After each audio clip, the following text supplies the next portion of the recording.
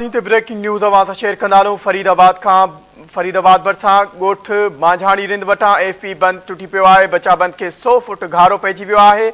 बलोचिस्तान मां ईंदड़ बोर्ड जे पाणी जो दबाव वधी वञण खां पोइ बचा बंद के वॾो घारो पइजी वियो आहे, जंहिं करे मुख़्तलिफ़ ॻोठनि कादिर बख्श रिंद, कंडोवा, सैयदपुर, गाड़ी ऐं ॿियनि ॻोठनि मां लॾ पलाण तेज़ थी वई आहे। घारे बैदि इलाइक़े में ख़ौफ़ हिरास पकड़जी वियो आहे। ख़बर अवां सां हिकु ॿीहर शेयर कंदा हलूं। इहा ब्रेकिंग न्यूज़ नाज़रीन अवां सां शेयर करे आहियूं फरीदाबाद खां। फरीदाबाद भरिसां ॻोठ मांझाणी रिंद वटां एफपी बंद टुटी पियो आहे। बचा बंद के 100 फुट घारो पइजी वियो आहे।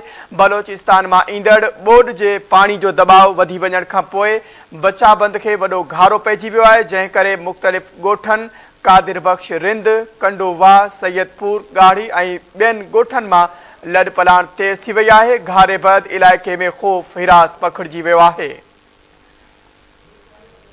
ख़बर जे हवाले सां नाज़रीन अवां खे आगाह कंदा हलूं फरीदाबाद खां। इहा ब्रेकिंग न्यूज़ अवां सां शेयर कंदा हलूं। फरीदाबाद भरिसां ॻोठ मांझाणी रिंद वटां एफपी बंद टुटी पियो आहे। बचा बंद खे 100 फुट घारो पइजी वियो आहे। बलोचिस्तान मां ईंदड़ बोर्ड जे पाणी जो दबाव वधी वञण खां पोइ बचा बंद खे वॾो घारो पइजी वियो, जंहिं करे मुख़्तलिफ़ ॻोठनि कादिर बख्श रिंद, कंडोवा, सैयदपुर, गाड़ी ऐं ॿियनि ॻोठनि मां लॾ पलाण तेज़ थी वई आहे। घारे बैदि इलाइक़े में ख़ौफ़ ऐं हिरास पकड़जी वियो आहे।